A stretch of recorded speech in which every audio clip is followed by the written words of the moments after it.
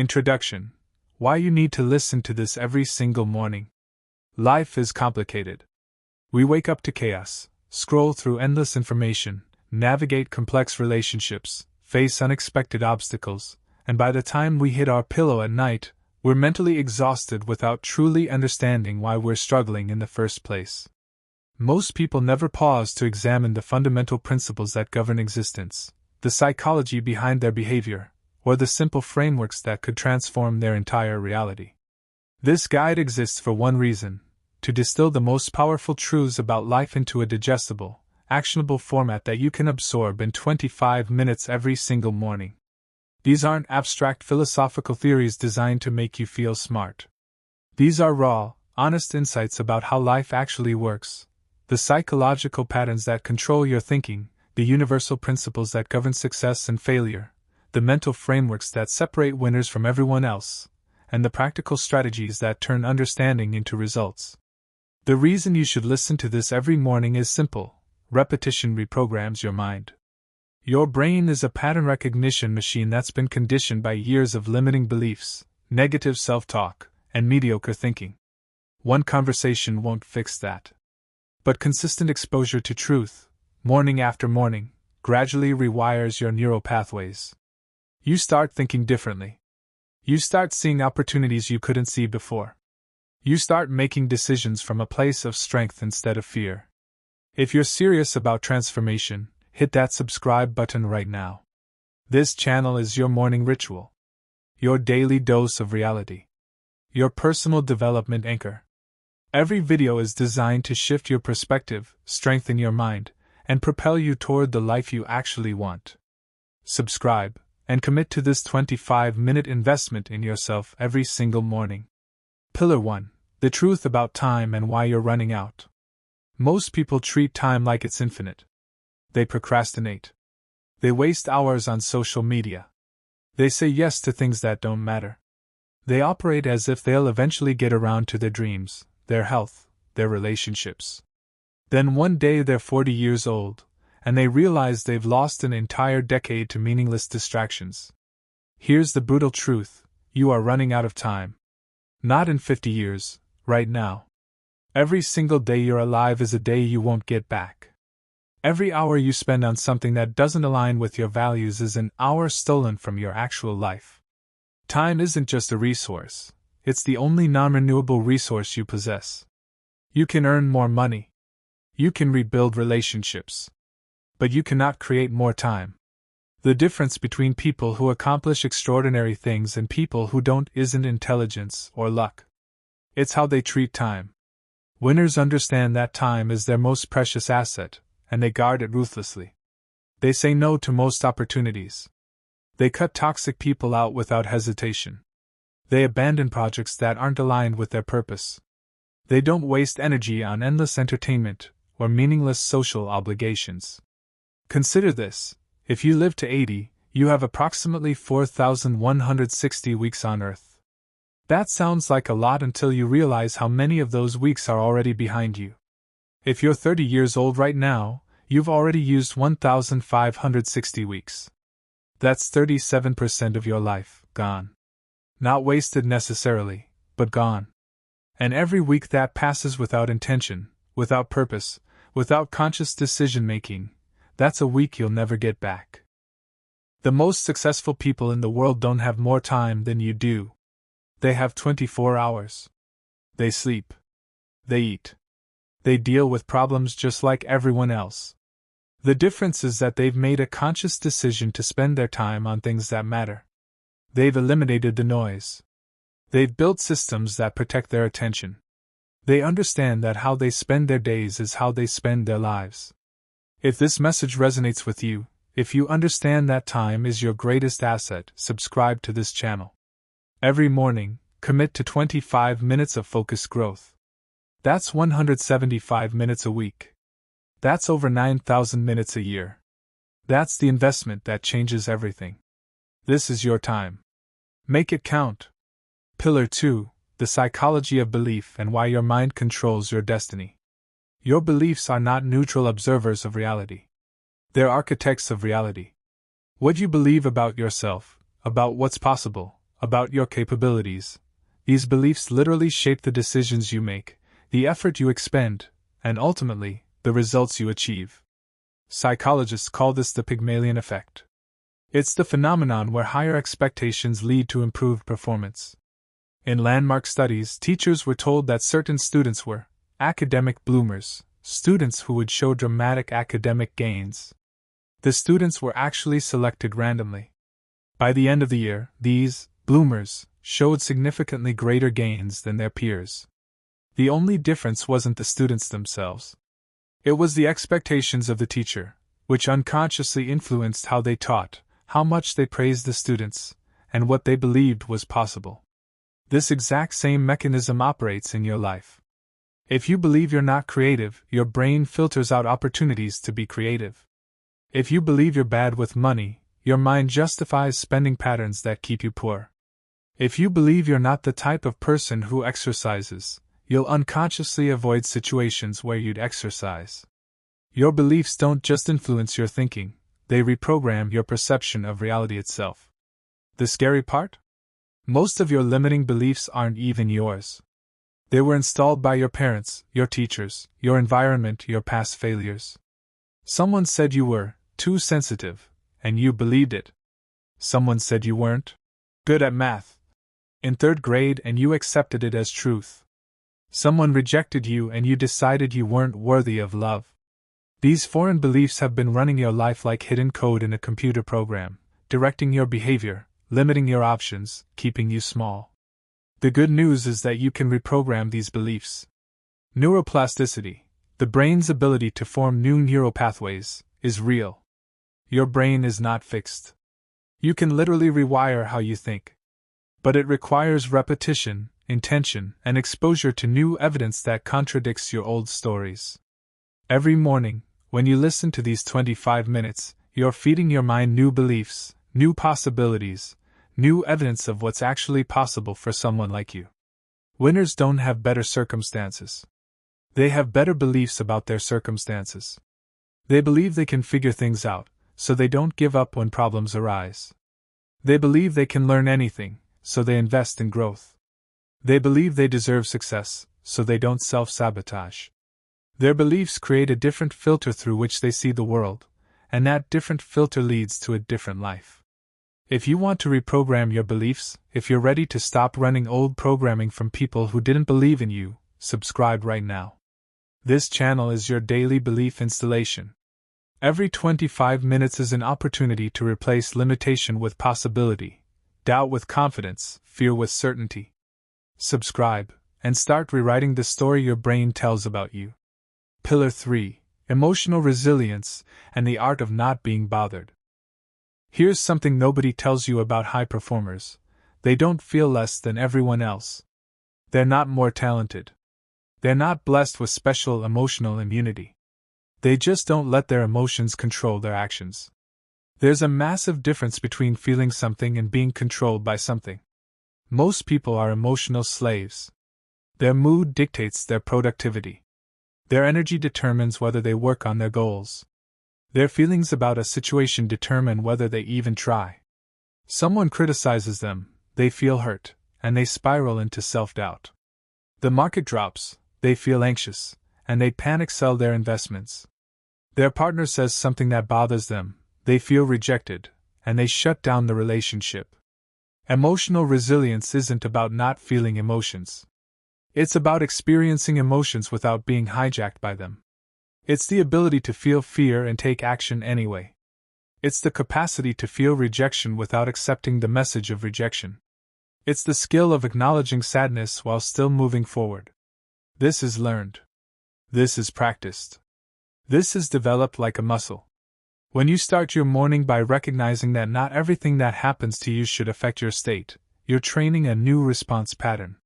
When you understand that your emotions are information, not instructions, you gain freedom. Think about the most resilient people you know. They're not magical. They've just decided that external circumstances won't determine their internal state. When something goes wrong, they ask, "What can I learn from this?" instead of, "Why is this happening to me?" When someone criticizes them, They consider if there's any truth to it without accepting the shame attached to it. When they fail, they see it as data, not identity. The path to becoming unshakable isn't about becoming emotionless. It's about becoming emotionally intelligent. It's about understanding that you are not your emotions. You are the observer of your emotions. You're the one who decides what to do with the information your feelings provide. This is the foundation of mental strength. If you want to build the kind of emotional resilience that makes life's obstacles feel manageable, subscribe to this channel. Every morning, spend 25 minutes training your mind to respond to life from a place of power instead of reactivity. This is where the real transformation happens. Subscribe, and start building the mental fortress that separates you from the chaos around you. Pillar 4. The compound effect and why small consistent actions create extraordinary results. Most people overestimate what they can accomplish in a year and underestimate what they can accomplish in 5 years. This is the fundamental misunderstanding that kills dreams before they start. People want massive transformation immediately, and when they don't see dramatic results in the first month, they quit. The compound effect is the principle that small, seemingly insignificant actions, repeated consistently over time, produce remarkable results. It's not sexy. It doesn't feel magical. But it's the most predictable path to success that exists. Consider this: if you improve just 1% every single day, in 1 year you'll be 37 times better than you started. Not 365% better, 37 times better. That's not hyperbole, that's mathematics. 1.01 carat 365 equals 37.78. But here's what makes this real: most people never compound anything. They start, they stop, they start again. They make progress for 2 weeks, then revert to their old patterns. The people who win, in fitness, in business, in relationships, in creativity, they understand this principle and they organize their entire lives around it. They don't expect to lose 50 pounds in a month. They expect to lose 1 pound per week consistently. They don't expect to write a best-selling book in a month. They write 500 words every single day. They don't expect to build a successful business overnight. They add 1 customer per day. Your daily 25-minute commitment to listen to this channel is a compound effect investment. One morning, this information alone won't transform you. You won't listen to this guide once and suddenly be a completely different person. But 365 mornings from now, after you've heard these principles repeated, integrated, and deepened, you will be someone else entirely. You will think differently. You will believe different things about yourself. You will have different capabilities. This is why people who seem to have overnight success were actually working on their craft for years before anyone noticed. Steve Jobs didn't build Apple in a day. He showed up consistently for decades. Kobe Bryant didn't become Black Mamba in 1 year. He was in the gym 500 days a year. Serena Williams didn't win 23 Grand Slams through talent alone. She showed up to train, repeatedly, compounding her skill. The beauty of the compound effect is that it makes consistency more valuable than intensity. 1 day of hardcore work means nothing.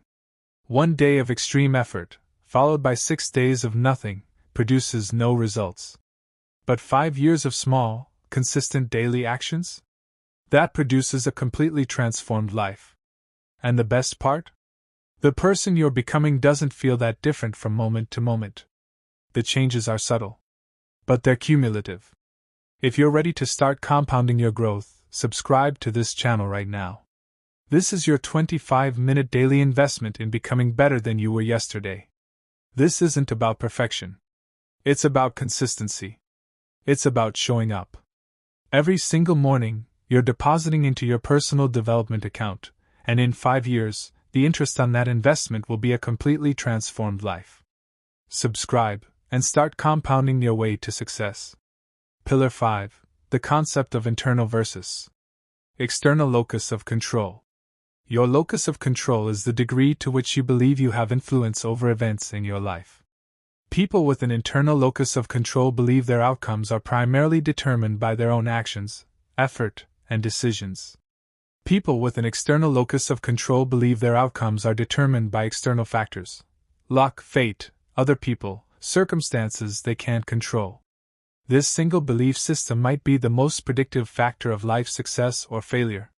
Here's why. If you believe that your circumstances are determined by you, you take action when things go wrong.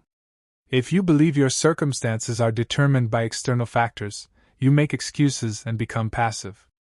Think about how this plays out in a practical scenario. Two people lose their jobs on the same day. The person with an internal locus of control thinks, "I need to improve my skills, network more aggressively, and find a better opportunity." They take responsibility. They take action. They create solutions. The person with an external locus of control thinks, "The economy is bad," or "That company was corrupt," or "I'm just unlucky." They blame circumstances. They wait for things to improve. They become passive. And when they eventually get another job, it's often worse than the one they had because they didn't invest in themselves during the transition. Over time, these two people have completely different lives, not because of the job loss, but because of how they responded to the job loss. The internal locus of control person keeps winning because they keep taking responsibility. The external locus of control person keeps struggling because they keep looking for someone else to fix their situation. The truth is that some things are genuinely outside your control. You can't control the economy. You can't control other people's behavior. You can't control past events. But here's what you can control: your effort, your attitude, your preparation, your response, your mindset. And when you focus on controlling what you can control, you become unstoppable. Winners have developed an internal locus of control so strong that even when genuinely difficult circumstances occur, their first instinct is to ask, "What can I do about this?" Not, "Why is this happening to me?" Not, "How unfair?" But, "What's in my power to change?" This is the mindset that creates extraordinary results. If you want to shift from being a victim of your circumstances to being the architect of your destiny, subscribe to this channel. Every morning, these 25 minutes reinforce the truth that you have more power than you realize. You are not at the mercy of circumstances. You are the creator of your life. Subscribe, and start owning your outcomes instead of explaining them away. Pillar 6. The power of self-discipline and how to build it. Self-discipline is the ability to do what needs to be done, even when you don't feel like doing it. It's the most underrated skill in personal development because nobody wants to talk about it. Everyone wants to discuss passion and inspiration and motivation. But the truth? Discipline is what separates the people who accomplish their goals from the people who dream about accomplishing goals. Here's the reality: you won't always feel motivated. You won't always wake up excited to work on your goals. There will be days when you're tired, when you have other obligations, when you question whether it's even worth it. This is normal. This is human. And this is where discipline comes in. Self-discipline isn't about being harsh with yourself. It's not about willpower in the traditional sense. It's about building systems that make the right decision the easy decision. It's about removing friction from the behaviors you want and adding friction to the behaviors you don't. If you want to exercise consistently but you hate getting up early, the discipline strategy isn't to force yourself out of bed through pure willpower. That's exhausting and unsustainable. The strategy is to sleep in your workout clothes. Put your alarm across the room so you have to get out of bed to turn it off. Have your coffee ready to go. Make the friction of not exercising greater than the friction of exercising. If you want to eat healthier but you keep reaching for junk food, the discipline strategy isn't to white-knuckle your way through cravings. It's to not bring junk food into your house in the first place. If you want the cookie, you have to drive to the store and buy it. That friction is usually enough to break the automatic impulse. Self-discipline at the highest level isn't about willpower, it's about identity. When you see yourself as a disciplined person, you make decisions consistent with that identity. When someone offers you alcohol and you've decided you're the type of person who doesn't drink during the week, you say no without internal conflict. Your identity is doing the work, not your willpower. This is why listening to this channel every morning is such a powerful discipline-building tool. You're training your brain to do something you don't have to do. You're building the neural pathway of showing up for yourself. You're developing the identity of someone who takes their growth seriously. That identity then transfers to every other area of your life. The most successful people in the world are the ones who've developed the discipline to do their deep work first, before emails, before social media, before distractions. They've built the discipline to say no to good opportunities to say yes to great ones. They've built the discipline to work on their goals even when progress is invisible. If you want to build the kind of unshakable self-discipline that guarantees results, subscribe to this channel. This 25-minute daily commitment is your discipline training ground. Every morning you show up for yourself, you're building the neural pathways of a winner. Subscribe, and start developing the discipline that separates you from everyone else who just dreams but never delivers. Pillar 7. Understanding Stoic philosophy and its modern application. Stoicism is an ancient philosophy that teaches you cannot control external events, but you can control your responses to those events. In the modern world, where we're bombarded with information, uncertainty, and things designed to trigger our emotions, Stoicism is more relevant than ever. Marcus Aurelius, a Roman emperor with access to unlimited power and resources, spent his life studying Stoicism because he understood something critical. Having what you want doesn't make you happy. Having what you want, and then losing it makes you miserable. The solution wasn't to get more things or better circumstances. The solution was to want fewer things and need fewer external circumstances to feel okay. Stoicism teaches a simple framework. There are things within your control, your thoughts, your effort, your attitude, your choices, and things outside your control, other people, circumstances, outcomes, how others perceive you. If you spend your mental energy trying to control things outside your control, you'll always be frustrated. If you focus your energy on controlling what's within your control, you'll be unstoppable. Here's how this plays out practically. You can't control whether you get the job you interview for. That's outside your control. But you can control how well you prepare, how you show up, how you present yourself, and how you respond if you don't get it. Winners focus on the preparation and the presentation. They let go of the outcome. You can't control whether your partner loves you the same way tomorrow that they love you today. That's outside your control. But you can control how you treat them, how you show up, how much energy you invest in the relationship. You can control your effort. You can't control their feelings. You can't control the economy. You can't control whether your industry changes. You can't control what competitors do. These are all outside your control. But you can control whether you update your skills. You can control whether you provide more value than the competition. You can control whether you adapt to the changing landscape. This is where your power is. The Stoic practice of negative visualization, imagining that the things you love might be taken from you, isn't depressing. It's liberating. When you truly imagine losing your health, your relationships, your financial security, you start to appreciate them more. You stop taking them for granted. You start investing in them not because you're desperate to keep them, but because you understand their value. Most people live their lives in reverse. They take things for granted until they lose them. Then they're devastated. The Stoic approach is to appreciate things now, knowing they're not guaranteed. This creates both gratitude and a lack of desperation, which paradoxically makes you better at maintaining the things you care about.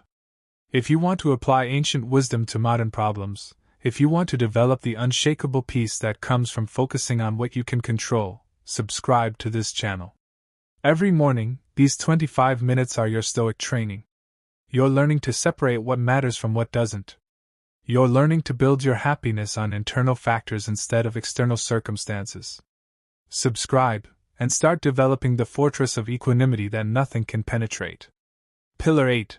The importance of morning routines and starting strong. How you start your day determines how you live your day. Most people's mornings are reactive chaos. They jolt awake to an alarm, they groggily check their phones while still in bed, they rush through breakfast, and they start work in a fog. Then they wonder why they're tired, unfocused, and unproductive. Winners approach mornings completely differently.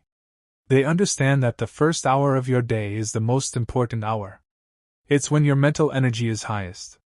It's before the world has made its demands. It's the time when you can set the direction for your entire day. The most effective morning routines include 4 elements: physical movement, mental clarity, intentional focus, and nourishment. You don't need a complicated routine. You need a consistent routine.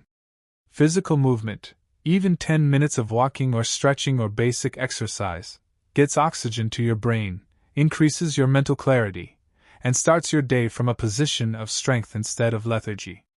The most successful people in the world don't exercise because they love it. They exercise first thing because it sets the tone for execution. Mental clarity comes from meditation, journaling, or simply being quiet.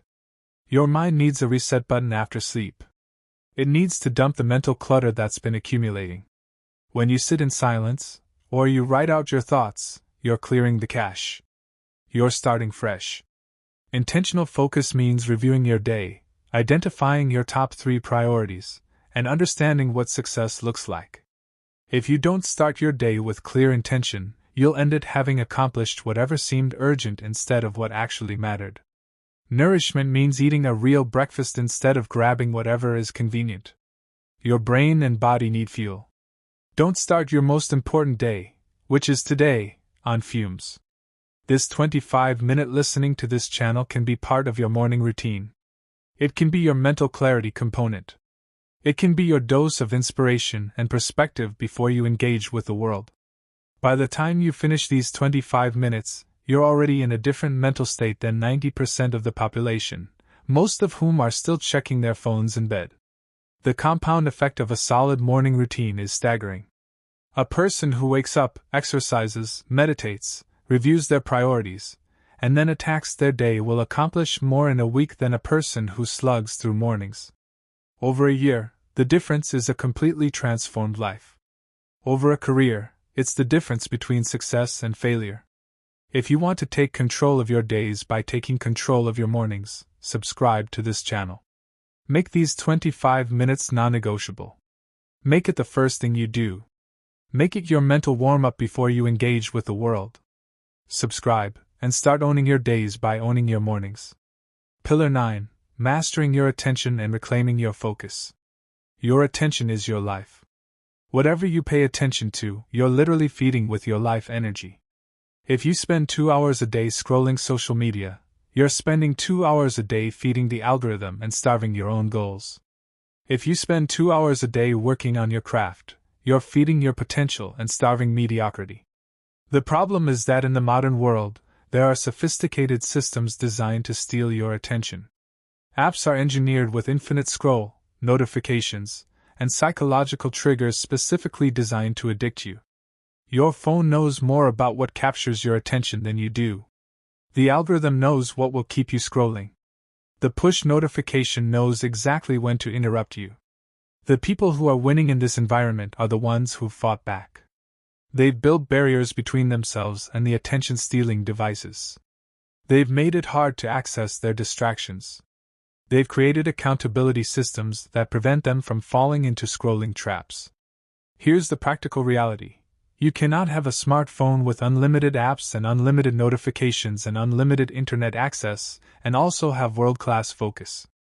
Something has to give. The question is whether you're going to sacrifice your attention willingly, or whether you're going to make the hard decision to take it back. The most productive people in the world use extreme measures. Some keep their phones in another room during their deep work. Some use app-blocking software that prevents them from accessing social media during work hours. Some have separate devices for work and entertainment. They're not being paranoid. They're being strategic. Your attention is a finite resource. You have approximately 4 to 5 hours of deep focus per day. That's it. If you waste that on email, social media, and notifications, you have nothing left for the work that actually moves the needle. The equation is simple: protect your attention, and you protect your potential. The irony is that most people feel like they're productive when they're actually just busy. They check email constantly. They respond to messages immediately. They stay on top of every notification. But they go home having accomplished nothing that actually matters. Meanwhile, The person who turned off all notifications, ignored messages for 4 hours, and focused entirely on their most important project accomplished more in that 4 hours than the busy person accomplished all week. If you're ready to reclaim your attention, subscribe to this channel. These 25 minutes are attention-focused time. It's time when you're choosing what to feed your mind instead of letting algorithms choose for you. Subscribe, and commit to protecting your attention the way you'd protect any other valuable asset.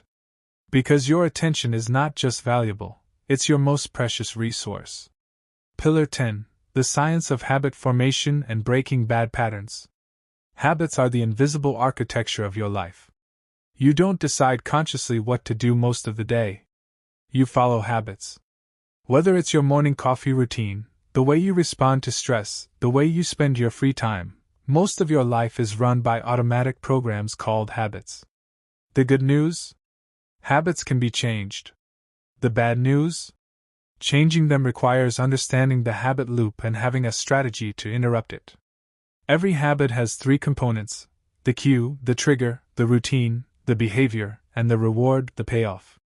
To break a bad habit, you need to identify all 3 parts and then either break the habit loop or replace the habit with a new one. Let's say you have a habit of eating junk food when you're stressed. The cue is stress. The routine is eating junk food. The reward is the comfort of eating and the temporary escape from stress. To break this habit, you could eliminate the cue, reduce stress, change the routine, eat salad instead of pizza. You won't get the reward, or find a new routine that provides the same reward. The most effective approach is replacement. Instead of eating when you're stressed, you exercise. Instead of scrolling when you're bored, you read. You're keeping the cue and the reward but changing the routine. Your brain still gets something, but it's something productive. Building new habits follows a similar principle. The keystone habit is a habit that leads to other habits. Exercise is a keystone habit because when people start exercising, they often improve their diet and sleep without consciously trying to. The discipline of exercise transfers to other areas. A morning routine is a keystone habit because when you establish one, you're more likely to establish others. The 66-day rule is the evidence-based timeframe for habit formation. That's how long it takes for a behavior to become automatic. Before then, it requires conscious effort. After then, it becomes your default. This is why consistency matters so much. You're not trying to change yourself permanently in a single action. You're trying to repeat an action enough times that your brain rewires it as automatic. If you want to break old habits and build new ones that serve you, subscribe to this channel. Listening to this every morning is a keystone habit. You're training your brain to seek growth first thing. You're conditioning yourself to value development. You're installing a habit of consuming information that makes you better. Subscribe, and watch as this single habit creates a cascade of other positive habits in your life.